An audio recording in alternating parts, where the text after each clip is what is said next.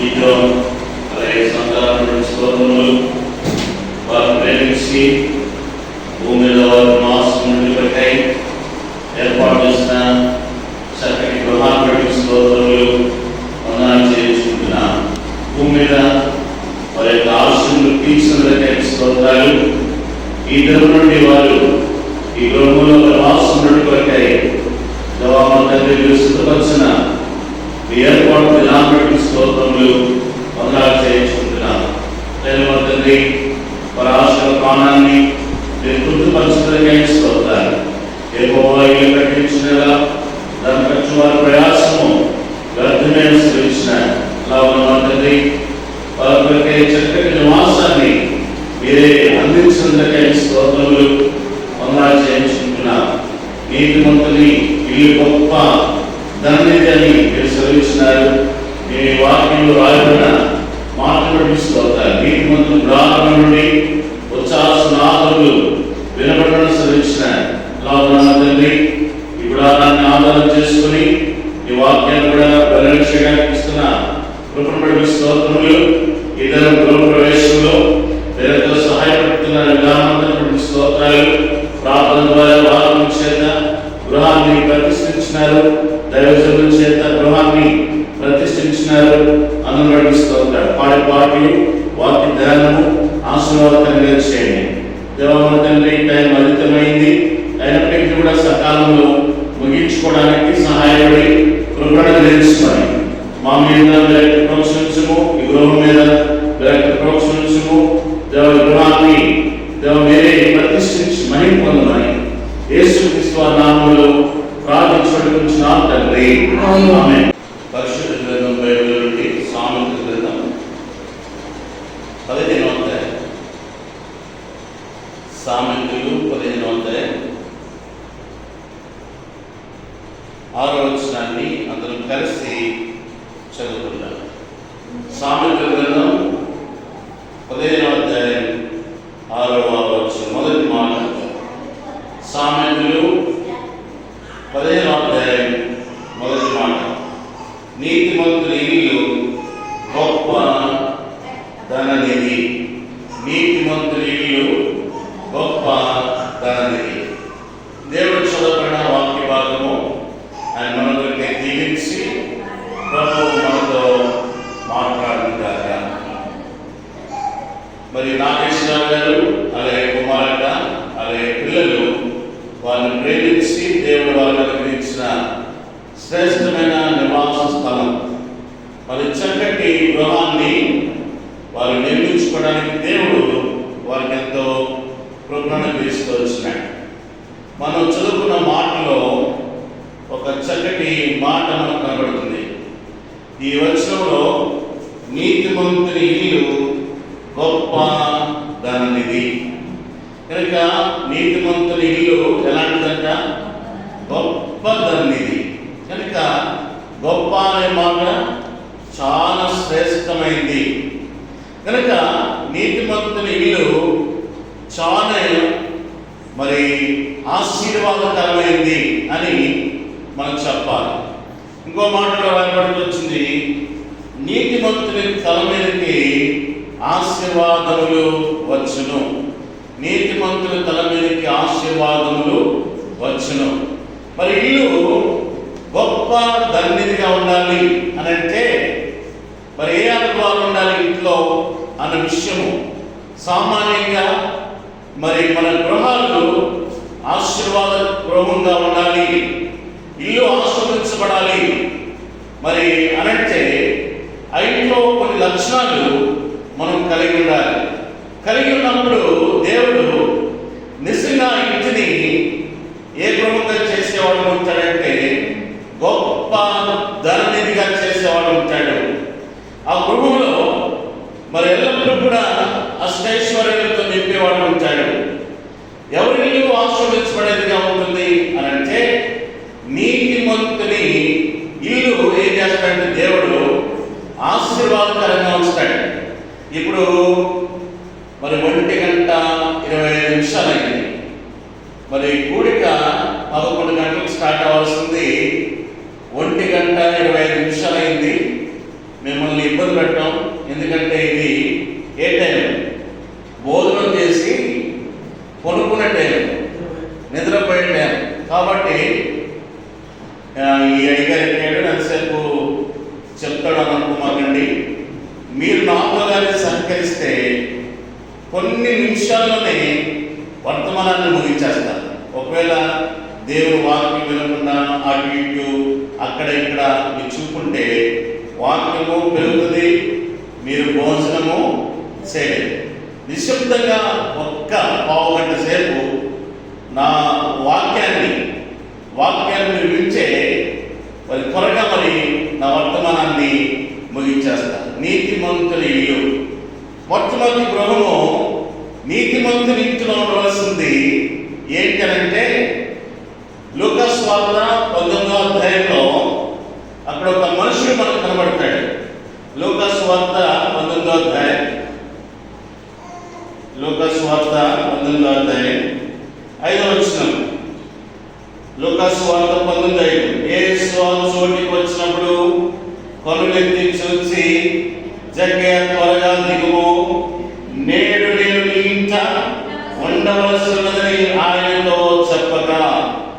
జక్కయ్యను యేసు ప్రభువారు ఎక్కడ చూశాడు అని అంటే, జక్కయ్య మేడి చెట్టు మీద ఉన్నాడు, యేసు ప్రభువారు కింద ఉన్నాడు. అయితే జక్కయ్య ఆశీర్వదించే యేసు ప్రభువారిని చూడాలి. జక్కయ్య ఎలాంటి వాడు అనంటే పాపి అయిన మనుషుడు అని పరిశుద్ధ గ్రంథంలో రాయబడి వచ్చింది. మరి జక్కయ్య పాపి అయిన మనుషుడు అంటే ఎలాంటి స్వభావం కలిగిన వాడు? జక్కయ్య అంటే పాపముతో జీవిస్తా ఉన్నాడు, పాపముతో ఆడుకుంటూ ఉన్నాడు, పాపాన్ని ప్రేమిస్తున్నవాడు ఉన్నాడు, అన్యాయాన్ని ప్రేమిస్తున్నవాడు ఉన్నాడు, అన్యాయపు సొత్తు తన దగ్గర ఉంది, అన్యాయంగా ఎంతో సంపాదించాడు. చూడండి, భూమి మీద ఉన్న మానవుడు ఎలాంటి వాడంటే జన్మతః పాపి.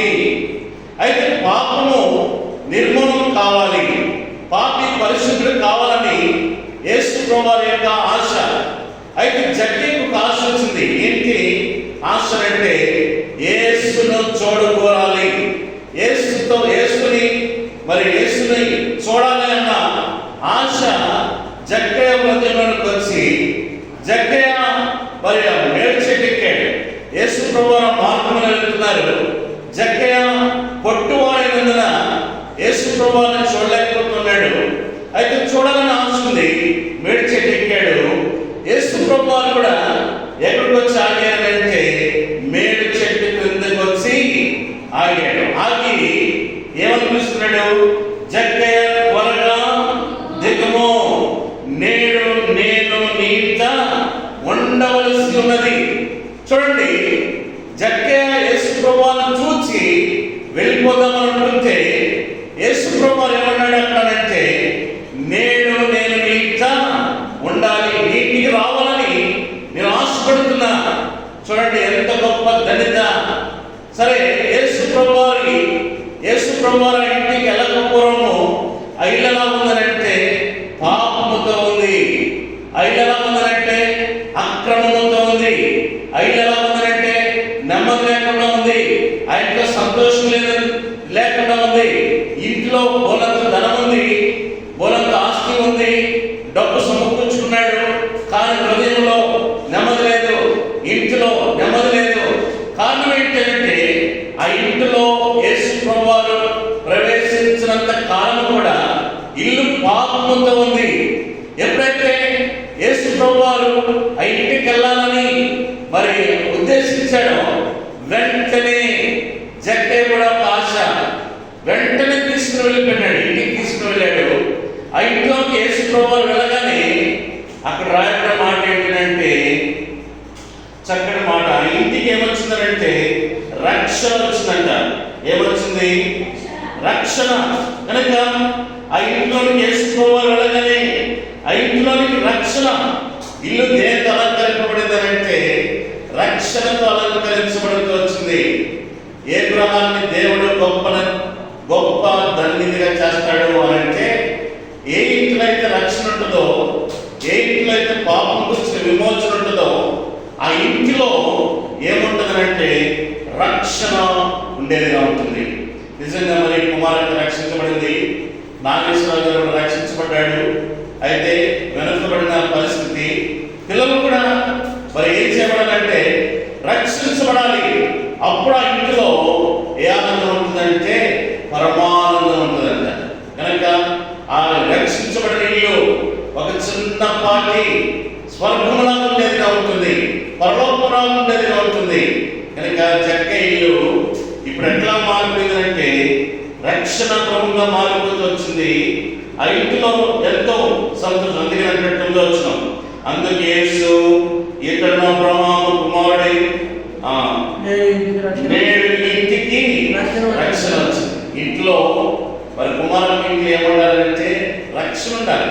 కుటుంబం అంతా కూడా రక్షించబడి దేవుని మందిరానికి వచ్చి వారు ఆరాధించే అనుభవంలోకి ప్రభు వారిని నడిపించును గాక. ఇంకా ఎవరికైతే ఇక్కడ రక్షణ లేదో యేసు ప్రభువు పిలుస్తున్నారు, ప్రయాసపడి భారం మోసుకొచ్చిన సమస్త జిల్లాల నా దగ్గరికి రండి, నేను మీకు విశ్రాంతిని కలుగు చేస్తా. ఆయన దగ్గరికి వస్తే నీ కుటుంబంలో కూడా నెమ్మది, నీ కుటుంబాన్ని ఆశీర్వదిస్తాడు, నీ కుటుంబాన్ని దీవిస్తాడు, హృదయంలో సంతోషం కలుగుతుంది.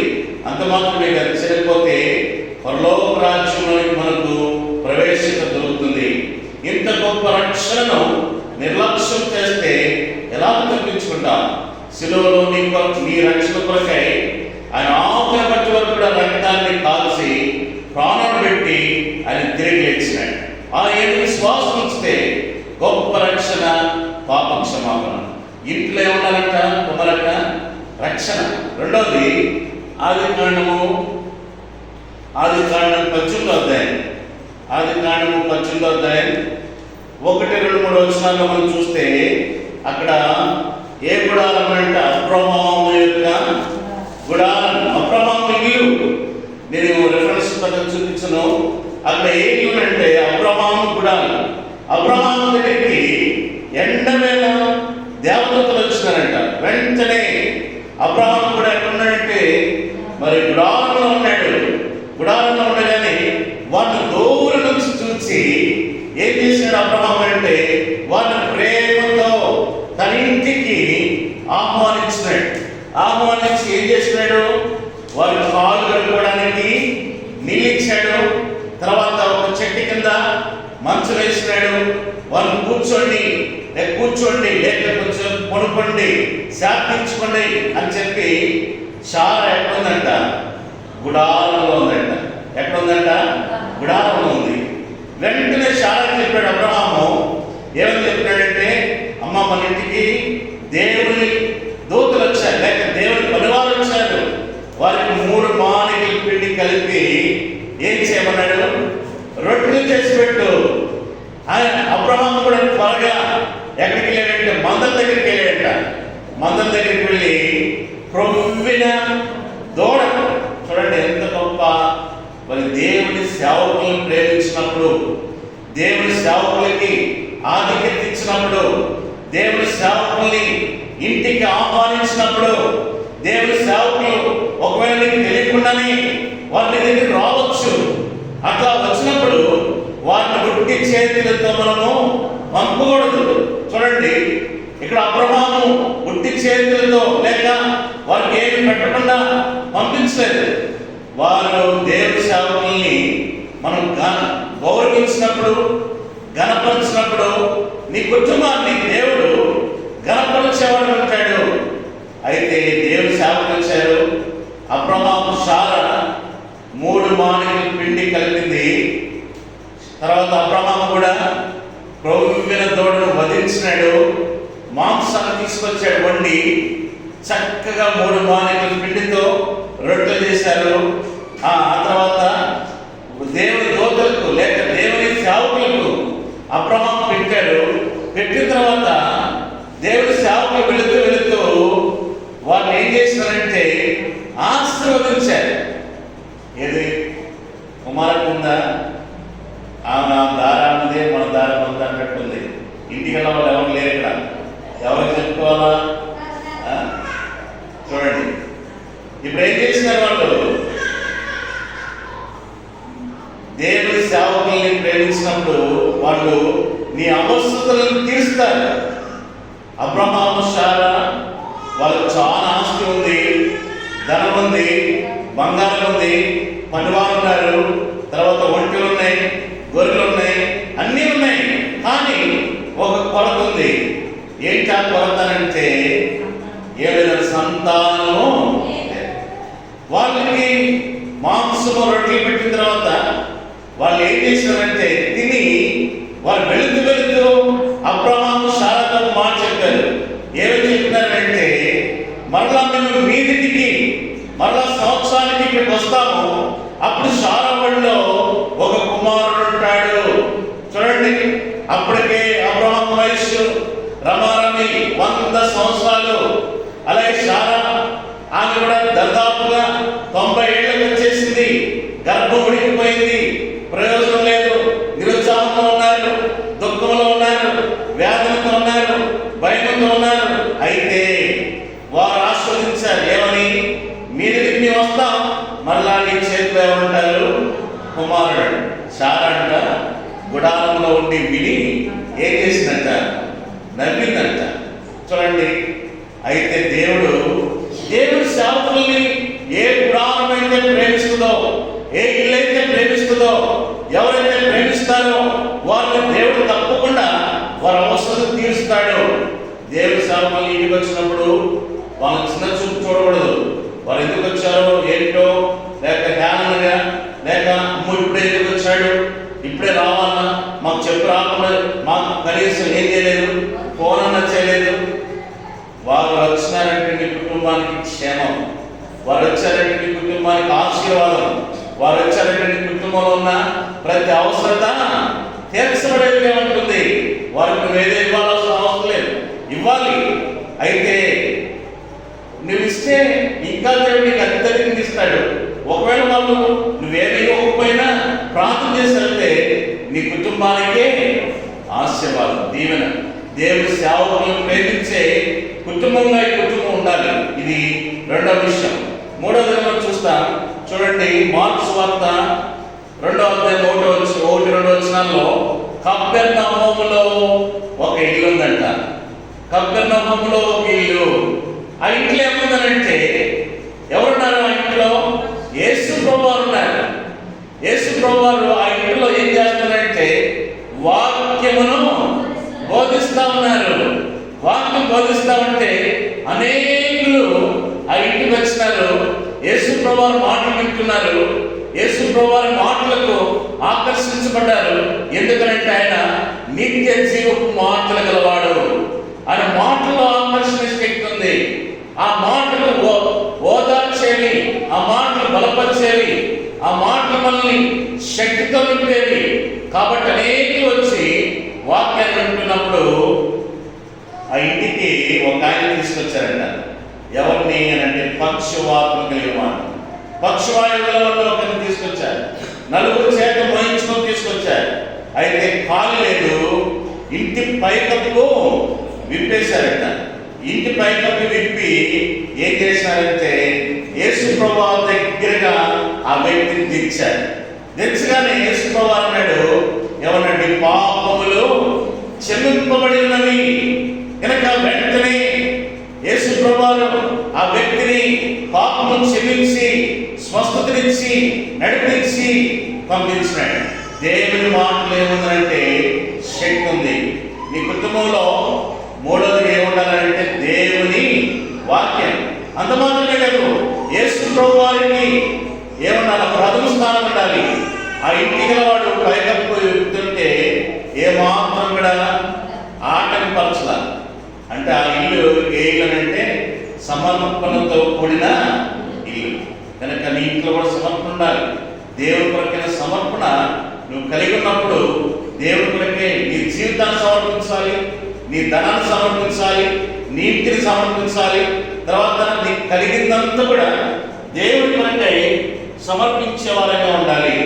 అలాంటప్పుడు దేవుడు మనల్ని ఆయన ఆశీర్వదించేవాడుగా ఉంటాడు, ఆయన మనల్ని దీవించేవాడుగా ఉంటాడు. సమర్పణ లేకపోతే ప్రయోజనము లేదు. సమర్పణ కలిగిన కుటుంబాన్ని దేవుడు ఆశీర్వదిస్తాడు. మొట్టమొదటి ఇల్లు జక్క ఇల్లు, రక్షణ ఇల్లు. రెండో ఇల్లు అబ్రహాం ఇల్లు. అబ్రహాము దేవుని సేవకులను గణపరచిన ఇల్లు. దేవుని సేవకులు కూడా ఆ ఇంటిని ఆశీర్వదించి వెళ్ళారు. వారికి కొరత తీర్చబడుతూ వచ్చింది. మూడో ఇల్లు కపెర్నహూములో ఉన్న ఇల్లు. ఆ ఇంటిలో ఏముందంటే దేవుని వాక్యం ఉంది. వాక్యమే కాదు, ఆ ఇంట్లో ఏముందంటే సమర్పణ ఉంది. దేవుని ఇంటి వరకు సమర్పించాలి. నీ ఇంట్లో ఉన్నది ప్రతి వస్తువు, లేక నీ ఇంట్లో ఉన్న ప్రతి అవసరత, తర్వాత నీ ఇంట్లో ఉన్న ప్రతి వస్తువు కూడా దేవుని కొరకే వాడబడాలి. అలా వాడబడినప్పుడు దేవుడిని నీ కుటుంబాన్ని ఏం చేస్తాడంటే కుమారట ఆశీర్వదిస్తాడు. అర్థమైందా? దేవుని కొరకై నువ్వు ఎంతైతే సమర్పిస్తావో అంతగా దేవుడు నిన్ను ఆశీర్వదిస్తాడు. అన్నిటికీ మనము ఏం చేస్తామంటే అన్ని లోపల వాటన్నిటి కొరకై క్రయం చెల్లిస్తాం. కానీ దేవుని దగ్గరికి వచ్చేసరికి క్రయం చెల్లించడానికి చాలా వెనదిస్తాం కదా. అలా కాకుండా నిజంగా స్వేచ్ఛగా దేవుని కొరకే సమర్పించుకున్నప్పుడు దేవుడు నిన్ను నీ కుటుంబాన్ని అయినా ఆశీర్వదిస్తాడు. తర్వాత ఆదికాండం 7వ అధ్యాయం 1వ వచనంలో నోవాహు ఇల్లు. నోవాహు ఇల్లు ఎలా ఉందంటే యేసు ప్రభువు చెప్తున్నాడు, నోవాహు ఈ తరం వారిలో నీవే నా ఎదుట నీతిమంతుల వెంట చూచితిని, కాబట్టి నీతి వారి వరకు ఏం చేస్తావు? వాడనగా ఏంటి? దేనికి సాదృశ్యం ఉందంటే దేవుని సంఘం, దేవుని సహవాసం. కనుక నీ కుటుంబం భద్రంగా ఉండాలి అని అంటే నీ కుటుంబం ఎక్కడ ఉండాలి? దేవుని సంఘములో అంటగట్టబడి ఉండాలి. అప్పుడు దేవుడు ప్రత్యేకంగా నిన్ను కాపాడుతాడు. నోవాహును ఆయన కుటుంబాన్ని దేవుడు ఎందుకు కాపాడాడంటే ఓడలో ఉంది, దేవుని సంఘంలో ఉన్నారు. శ్రమ వచ్చినా, బాధ వచ్చినా, నింద వచ్చినా, అవమానం వచ్చినా, అనారోగ్య పరిస్థితి వచ్చినా నీ కొరకే సంఘం ఏం చేస్తుంది? ప్రార్థన చేస్తూ ఉంది. ఆ ప్రార్థనే దైవ సేవకులైన ప్రార్థన, దైవ సేవకులు కన్నీరు నీ కుటుంబాన్ని కాపాడుతుంది. అందుకొరకే సంఘముతో నువ్వు అంటగట్టబడి ఉండాలి. 4 విషయాలు. 1 జక్క ఇల్లు రక్షణ. 2వది అబ్రహాం ఇల్లు ఎలాంటిది? 7 ఆది దేవుని సేవకుల్ని ప్రేమించిన కుటుంబం. కపెర్నహూములో ఉన్న ఇల్లు దేవుని వాక్యానికి స్థానం ఇచ్చిన. తర్వాత నోవాహు ఎక్కడ ఉన్నాడు? వాడనగా దేవుని సంఘం. ఇలాంటి అనుభవంలో ఉన్నప్పుడు నీ కుటుంబాన్ని తప్పక దేవుడు మొట్టమొదటి ఒక వచ్చించగలిగిన కదా. సామెతలు 15:6 నీతిమంతుని ఇల్లు గొప్ప ధన్యతగా ఉండాలంటే 4 అనుభవాలు చాలు. మొట్టమొదటిగా ఏం చేయాలి? రక్షణ ఉండాలి. నువ్వు రావడమే కాదు, బలవంతం చేసి నాగేశ్వర పిల్లలను కూడా దేవునికి ప్రతి ఆదివారం తీసుకురావాలా. తర్వాత దేవుని సేవకులు ప్రథమ స్థానం ఇవ్వాలి. నీ స్థానిక దైవజనుల్ని గౌరవించాలి, వారిని ప్రేమించాలి, వారి అవసరతలో పాల్పొందాలి. అప్పుడు వారి అవసరతలు తీరిస్తే దేవుడు నీకు ఉన్న అవసరతలు కూడా తీరుస్తాడు కదా. అబ్రహాము దుఃఖంలో ఉన్నాడు, నిరుత్సాహంలో ఉన్నాడు, వేదనలో ఉన్నాడు. వారికి కొంచెం అన్నం పెట్టాడు, కొంచెం మాంసం ఇచ్చినాడు, చాలు తిని ఆస్వాదించాడు. గొప్ప ఆశీర్వాదంతో నింపడ్డారు. మూడో ఇంటి కపెర్నహూములో ఉన్న ఇల్లు. ఆ ఇంట్లో ఏముంది? దేవుని వాక్యం కొరకే ఇంటిని సమర్పించేశాడు. నీ ఇంటిలో కూడా దేవుని వాక్యం కొరకు ఇంటిని సమర్పించాలి. అప్పుడు దేవుడు ఇంటిని ఆశీర్వదిస్తాడు. 4వదిగా చివరిగా దేవుడు చూసాం, నోవాహు ఇల్లు సంఘముతో ఐక్యపరచబడుతూ వచ్చింది. సంఘములో ఉండాలి, దేవుని మందిరంలో ఉండాలి. అలాంటప్పుడు నీ కుటుంబాన్ని దేవుడు తప్పక ఆశీర్వదిస్తాడు. దేవుడి కుటుంబాన్ని ఇలాంటి అనుభవాలతో దినదినము ఆశీర్వదించును గాక. ప్రార్థన చేసుకుంటాం.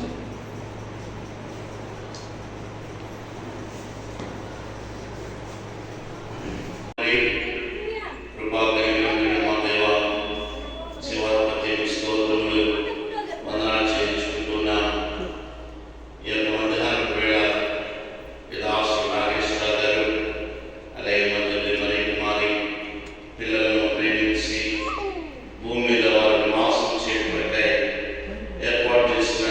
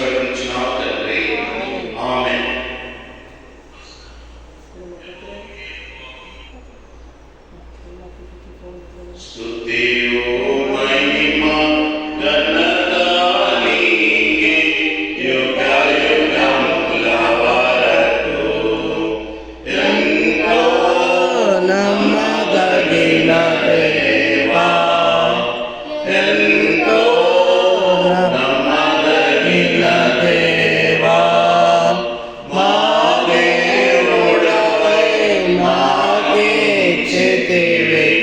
ఎంతో గొప్ప శుభదినము. మా దేవుడవై మాకిచ్చితివి ఎంతో గొప్ప శుభదినము.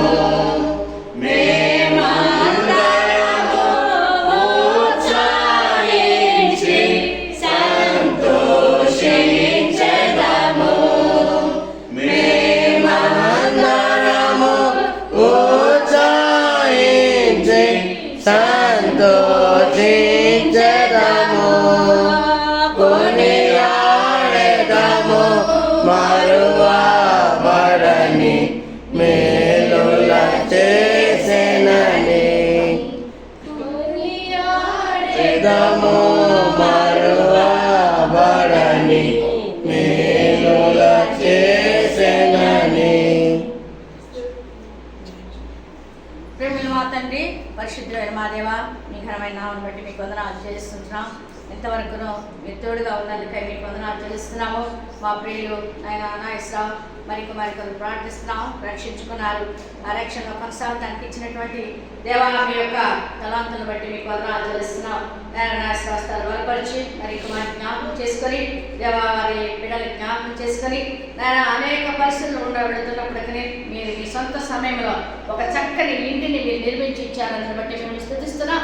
సంఘముగా దేవుని సేవకులుగా అవసరాలుగా దేవా ఈ వంటగది కొరకు ప్రార్థిస్తున్నాము. వంటగదిని ప్రతిష్ఠించండి. ఆనాడు అనేకులు బైబిల్ గ్రంథంలో ఆతిథ్యం ఇచ్చారు. దైవజన్యం చేర్చుకొని అనేకులను తండ్రి మరి ప్రేమించి ఆతిథ్యం ఇచ్చి ఆశీర్వదింపబడిన అలాగా ఈ గృహమును ఆయన మరి ముఖ్యంగా ఈ వంటగదిని మీరు ప్రతిష్ఠించండి. వంట చేసే విషయాల్లో ఎలాంటి నష్టాలు అపాయాలు సంభవించకుండా చక్కగా రుచి కలిగిన భోజన పదార్థములు వండించి ఆయన ఏ జీవిత కాలం అంతట్లో ఎప్పటికీ కరువు లేకుండా వారు దీవించబట్ట సహాయపడుతున్నామని మిగిలిన కార్యక్రమం దీవించి ఆయన మీరే మెహంపొంది వారు వచ్చిన బంధువులు స్నేహితులు రక్త సంబంధాలందరిని బట్టి మీకు వందనాలు చెల్లిస్తున్నాం. మాతో మీరు ఉండవలసిందిగా ప్రార్థిస్తూ వంట గదిని ప్రతిష్ఠిస్తుండగా యేసు రక్తములో ఆయన మీరే శుద్ధి చేసి ప్రతి విధమైన మేలు దయచేయమని యేసు క్రీస్తు వారి శ్రేష్టమైన నామములో స్తుతించి ప్రార్థించి వేడుకొనుచున్నాం తండ్రి. ఆమేన్. నూతనముగ దిన దినము నిలచు నీదు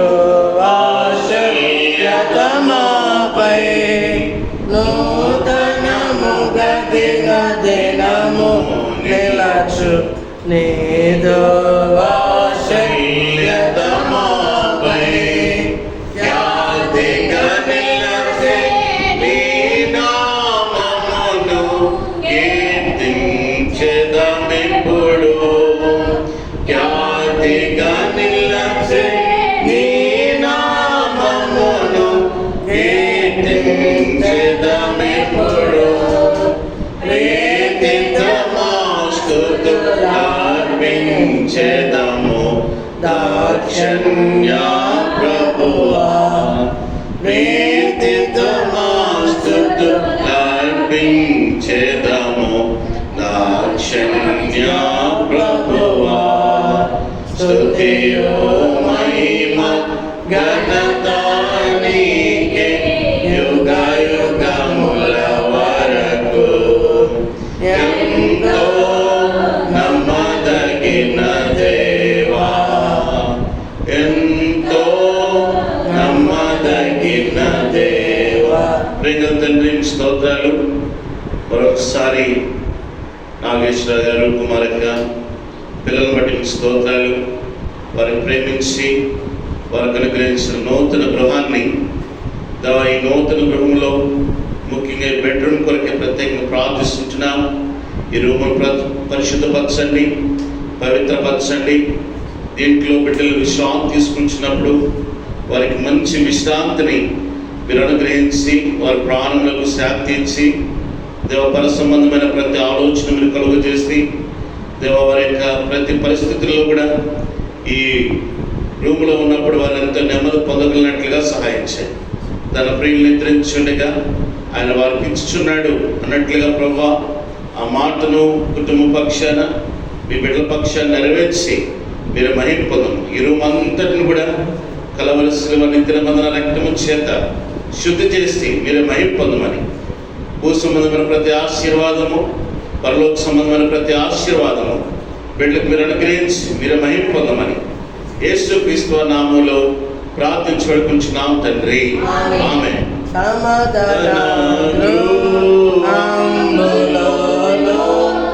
సమాధాన కర్త స్తోత్రములు, సమాధాన సమాధాన కర్త స్తోత్రములు. క్రీస్తు యేసు మనకిలను నిత్య సమాధానము. క్రీస్తు యేసు మనకిలను నిత్య సమాధానము. మధ్యము గోడలో గోలదోసెను, మధ్యము గోడలో గోలదోసెను. నిత్య శాంతిని మనకొసగే, నిత్య శాంతిని మనకొసగే. సమాధానము